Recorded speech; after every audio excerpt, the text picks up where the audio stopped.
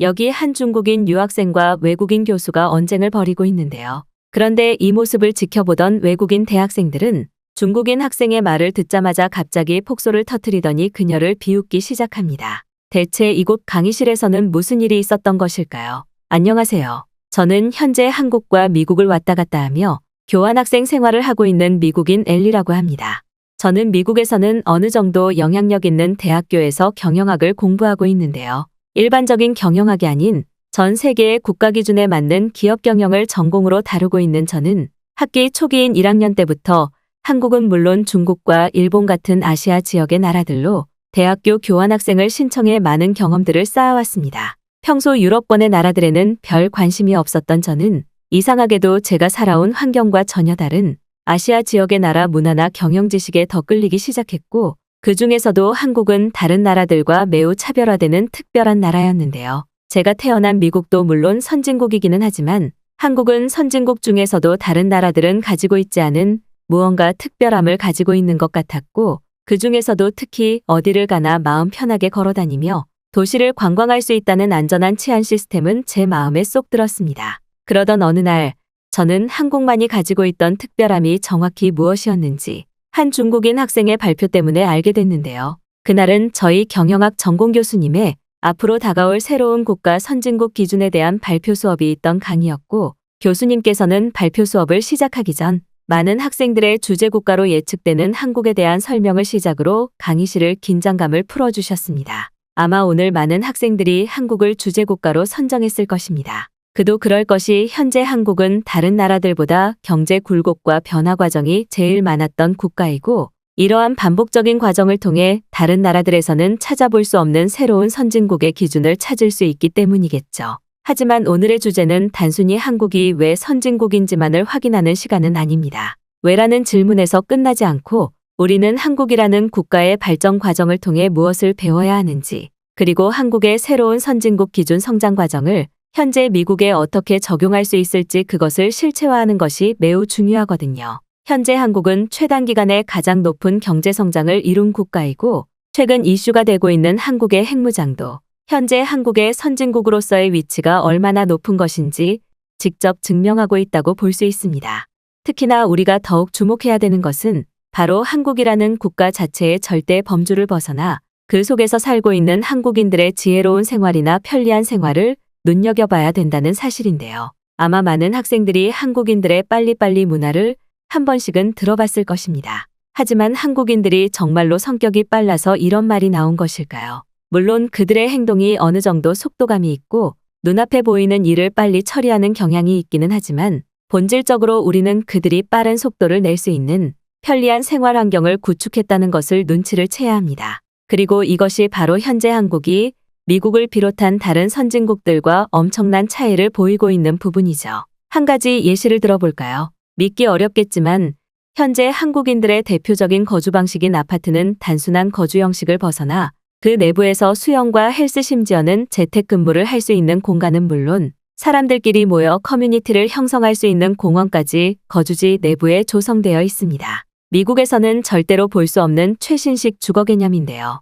이처럼 한국인들은 생활 전반적인 분야에서 매우 효율적인 생활 환경을 구축했고 이러한 모습은 한국인들의 거주 방식 그리고 그들이 걸어 다니고 있는 도시 환경에서도 쉽게 찾아볼 수 있죠. 한번 생각해 봅시다. 집에서 일을 하다가 지하에 있는 아파트 헬스장에서 운동을 하고 커뮤니티 시설에 있는 재택 근무 시설에서 독서를 하는 모습을요. 이거야말로 한국이 지상낙원이라고 불리는 이유가 아닐까 싶은데요. 오늘 다양한 학생들의 의견을 통해 우리는 아시아 지역, 특히 한국을 중심으로 하는 새로운 선진국의 기준이 무엇인지 제가 예시를 든 것처럼 다양한 의견을 확인하는 것이 최종적인 목표입니다. 교수님께서는 현재 한국이 새로운 생활 방식을 제시하는 최신식 선진국이라며 한국에서만 누릴 수 있는 편리하고도 효율적인 생활 방식을 직접 설명해 주셨고 이는 한국에 익숙해져 있던 저조차도 눈으로 확인하면서 놀라울 정도였어요. 한국이 살기 좋은 나라라는 것은 익히 알고 있었지만 이처럼 한국의 부유한 경제력을 통한 거주 방식이나 도시 환경을 직접 하나하나 뜯어서 살펴보니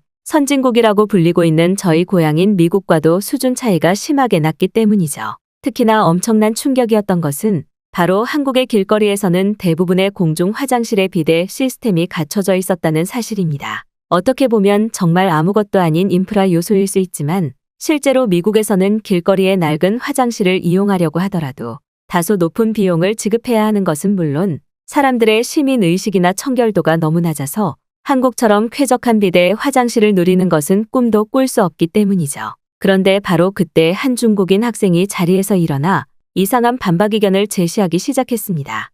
교수님, 현재 한국은 전 세계에서 가장 가난한 나라인데 왜 한국이 선진국의 기준이 되어야 하는지 모르겠네요. 이 부분에 관한 정확한 자료 조사가 완료된 것이 맞을까요? 제가 위대한 나라인 중국 출신이어서가 아니라 선진국의 최고 순위에 있는 중국인인 저조차도 제 입으로 중국이 선진국의 기준이라는 말은 하지 않는데 왜 그렇게 한국을 올려치시는지 이해하기가 어렵습니다. 혹시 교수님께서는 한국을 한 번도 경험해보지 않았던 걸까요? 특히나 방금 근거자료로 말씀해주신 한국의 핵무장과 관련된 부분은 순전히 한국의 핵무장이 아닌 중국의 핵무장과 관련된 주제라는 것은 대부분의 안보 전문가가 알고 있는 의미입니다. 한국은 핵무기를 생산할 수 있는 경제적 뒷받침이 전혀 되지 않고 있습니다. 그리고 너무나 자연스럽게 한국인들은 선진국의 기준이 되기 어려운 가난한 삶을 살고 있죠. 이곳에 있는 수많은 학생들이 한국을 경험해 보셨는지는 모르겠지만 제가 직접 한국의 빈곤국가 실체를 알려드리도록 하겠습니다.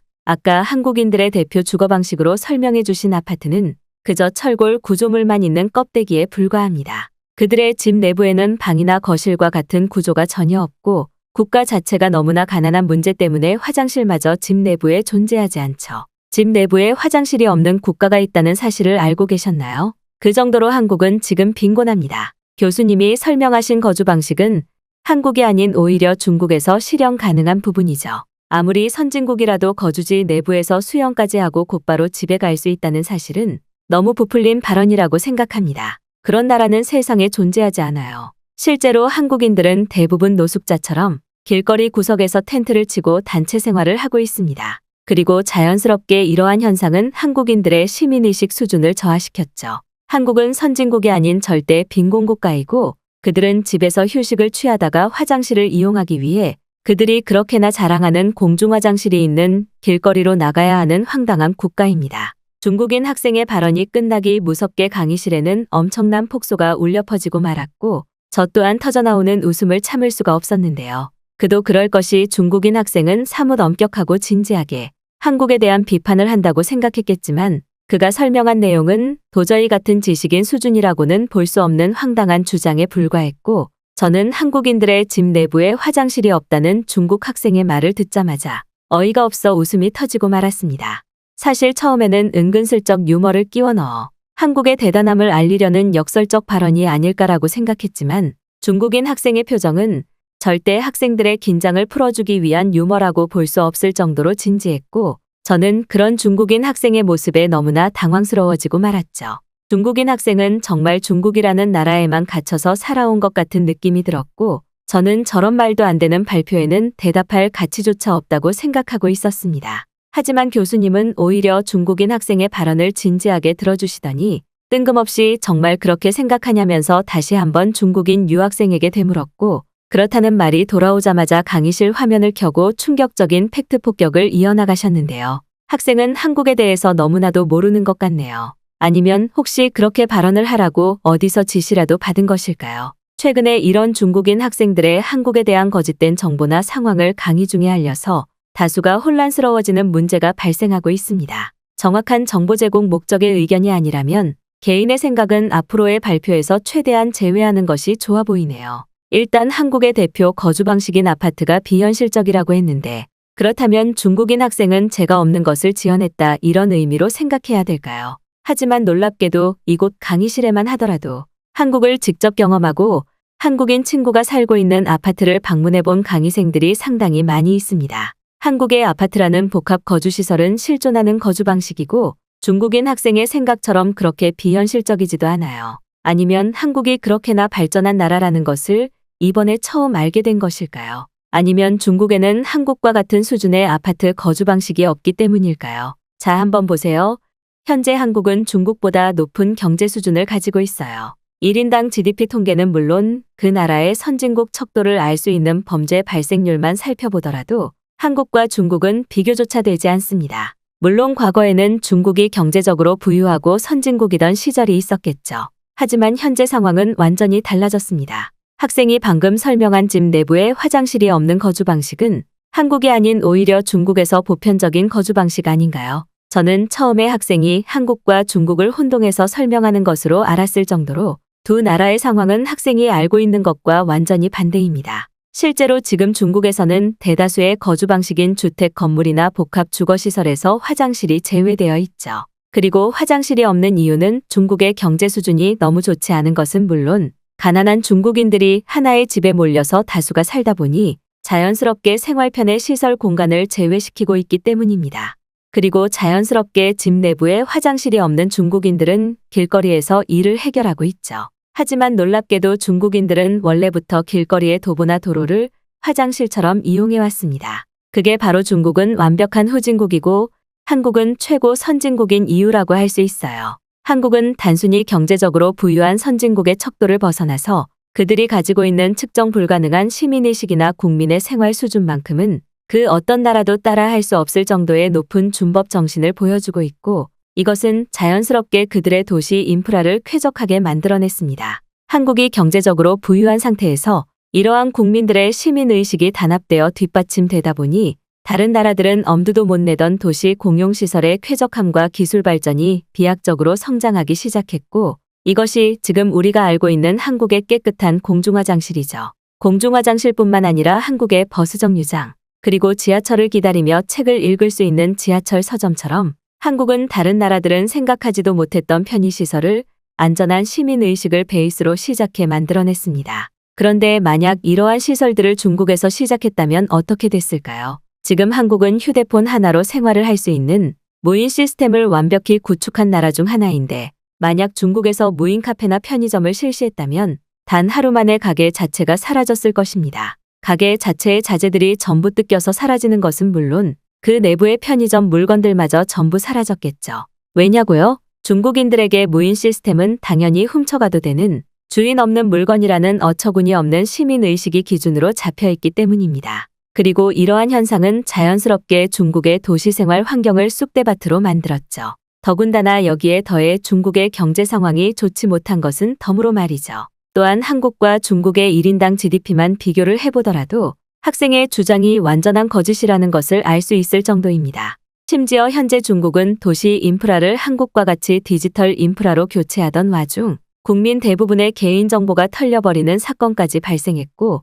이 때문에 중국의 도시 인프라는 완전히 후퇴하고 말았죠. 사견이지만 현재 한국을 따라해서 디지털 국가로 거듭날 수 있는 나라는 그렇게 많지 않습니다. 즉 중국인 학생이 생각하는 것과 다르게 현재 한국의 영향력은 전 세계적인 입지를 구축하고 있다고 봐야 하는 것인데요. 그리고 최근 미국은 이러한 한국의 선진국 확정 과정을 알아차리고 빠르게 국방동맹을 제안하는 한국의 핵무장 검토를 논의했습니다. 중국도 물론 핵탄두를 보유하고 있기는 하지만 현재 세계 안보가 어지러운 와중 한국의 핵무장 규제가 풀린다는 것은 매우 큰 의미가 있는데요. 첫 번째로 한국이 중국을 누르고 동아시아 지역의 전쟁 억제 국가의 기준이 될 수 있다는 의미가 있습니다. 지금까지는 중국이 아시아 지역에서 핵탄두를 보유하며 전쟁 억제력 파워를 가져왔지만 앞으로 이러한 영향력이 한국으로 이동하게 되며 중국은 자연스럽게 국방력이 하락하게 되겠죠. 물론 미국이 중국을 견제하기 위해 한국과의 동맹과 다름없는 핵무장 검토 제안을 한 것도 있겠지만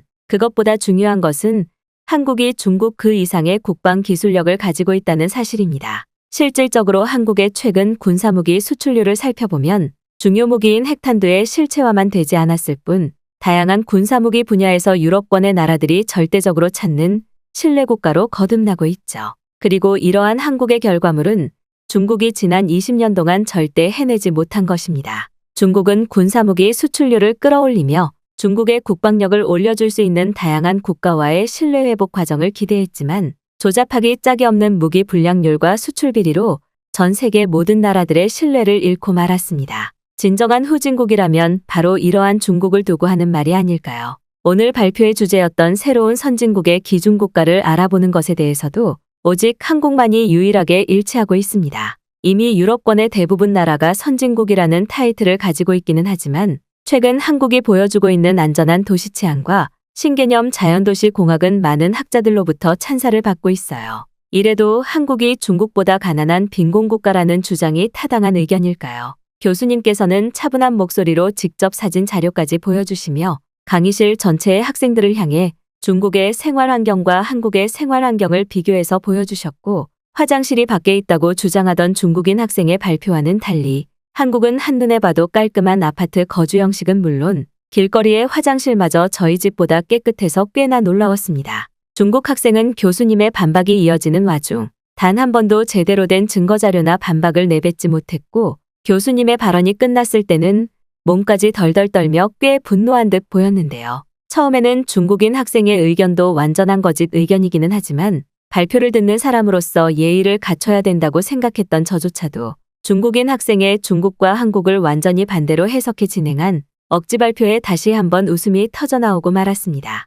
하지만 교수님께서는 오히려 킥킥거리며 비웃고 있던 강의실을 학생들을 진정시켜 주셨고 중국인 학생에게 더 제시하고 싶은 의견이 있으면 해보라는 식으로 발표의 판을 깔아주셨는데요. 말 그대로 교수님께서는 오늘 중국 학생의 잘못된 사상이나 마음가짐을 완전히 바로잡으려는 것 같았고 저는 그제서야 중국인들이 한국이라는 나라 자체에 막무가내식의 열등감을 가지고 있다는 것을 알아차리고 말았습니다. 하지만 바로 그때 중국 학생은 갑자기 한국이 중국인 관광객이 없었으면 지금의 선진국 경제 부유함을 가지지 못했을 것이라는 신개념의 주장을 하며 다시 한번 발언을 이어나가고 말았는데요. 만약 교수님의 말처럼 한국이 진짜 선진국이라면 그것은 지금까지 한국을 방문해준 중국인 관광객들이 있기 때문 아닐까요? 중국인들은 대부분 부자인데 이러한 인원들이 물가가 저렴한 한국으로 여행을 가면서 그곳에서 소비를 해주지 않습니까? 한국이 고마워해야 하는 나라가 바로 스승과 같은 중국이라는 말이에요.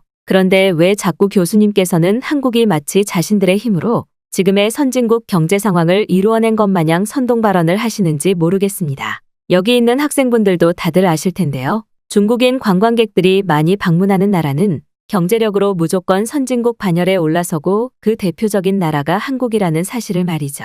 실제로 한국을 방문한 중국인 관광객들의 통계를 한번 살펴보세요. 부자 중국인들이 적은 돈으로 여유를 즐기기 위해 방문하는 나라가 빈곤국가 한국입니다. 중국에서는 왕처럼 살지 못해도 한국으로만 가면 적은 돈으로 왕처럼 살 수 있기 때문이죠. 이런 경제적인 차이가 있는데 어떻게 한국이 중국보다 부유한 국가라고 할 수 있을까요? 중국인 학생은 주먹까지 치켜 세우며 다시 한번 이상한 논리의 의견을 표출했고 저는 점점 들으면 들을수록 같은 학생이 맞나 싶은 그 중국인 대학생의 의견에 치가 떨릴 정도였습니다. 하지만 중국인 학생을 유심히 지켜보시던 교수님께서는 오히려 좋은 의견이었다며 충격적인 반박을 해나가셨는데요. 중국인 관광객의 힘은 그 어떤 나라라도 알고 있습니다. 하지만 그것이 경제적인 이유는 아니죠. 중국인 관광객들이 다른 나라에서 왜 유명한지 아시나요? 바로 그들이 가지고 있는 믿기 어려운 수준 낮은 시민의식과 민폐 행동으로 그 나라를 초토화시키기 때문입니다. 실제로 미국만 하더라도 중국인 관광객들이 많은 거점 도시를 가보면 길거리에서 화장실 일을 해결하지 말아달라는 표지판이 오직 중국어로만 설치되어 있죠. 더군다나 중국인들은 다른 나라의 대중교통을 이용할 때 무단으로 탑승하거나 버스나 지하철에 쓰레기를 버리는 행위를 너무나 자랑스럽게 여기고 있습니다. 이러한 민폐 행동으로 그 어떤 나라도 중국인 관광객들을 원하지 않고 있어요. 그들이 부자라고요? 매우 큰 오해를 하는 것 같습니다. 한국을 방문하는 대다수의 중국인들은 자신들의 나라에서 사지 못하는 비싼 물건이나 치료제를 사기 위해 아득바득 한국으로 오는 것이고 그러한 와중 이러한 민폐 행동까지 하고 있는 것이죠. 중국인들이 한국에서 관광 소비를 해서 한국이 부유해졌다니 굉장히 웃긴 논리 중 하나였습니다. 그래서 그런지 유럽권의 많은 나라들은 중국인 관광객들이 다수 입국하는 날짜를 지정해 그날은 공항 전체에 경찰 인력을 배치하고 중국인 관광객을 철저히 주시합니다. 그들은 다른 나라에 오기만 하면 사고를 발생시키는 중심 인물들이기 때문이죠. 이제 중국인들과 한국인들의 시민의식이 얼마나 차이 나는지 감이 좀 오시나요? 특히나 당신이 주장했던 경제적인 부분은 앞으로도 절대 중국이 한국을 따라잡을 일이 없습니다. 결과적으로 오늘날 한국은 전 세계에서 가장 안정적인 경제 급성장을 보인 나라 중 하나이고 그들의 대표적인 무기인 반도체와 디지털 사업은 앞으로 다가올 AI 시대의 중심 기술로 거듭나고 있죠. 즉, 앞으로의 시간은 아마 한국이 중국은 물론 미국까지 넘어서는 대표 국가로 거듭난다는 사실입니다. 그리고 이러한 현실은 우리에게 완전히 다가오고 말았죠. 제가 최근 학생들에게 한국의 선진국 기준을 조사하고 배우라는 이유도 이 때문입니다. 여기 있는 많은 학생들은 앞으로 살아갈 날이 꽤 남아 있습니다. 그렇다면 자신에게 어떤 국가에서의 삶이 도움이 되는지 생각하는 날도 분명히 오겠죠. 실제로 현재 미국에서의 안전이민 국가 중 한국은 최상단에 있고 미국의 유명 연예인들도 자식들은 한국으로 유학을 보내는 경우가 계속해서 늘고 있습니다. 우리는 이것만으로도 한국이 얼마나 단단하고 내실 있는 국가인지 알아차려야 하죠. 하지만 우리가 그러한 시간 속에서 경계해야 하는 것이 바로 오늘과 같은 중국인들의 선동작전입니다. 대다수의 중국인들은 한국에 좋지 않은 감정을 가지고 있고 앞의 학생처럼 아무런 근거 없이 한국을 깎아내리려고 하죠. 우리는 앞으로 다가올 미래 시대의 대표국가 한국을 겸허히 받아들이면서 그들의 과정을 온전히 받아들여 성장할 필요가 있습니다.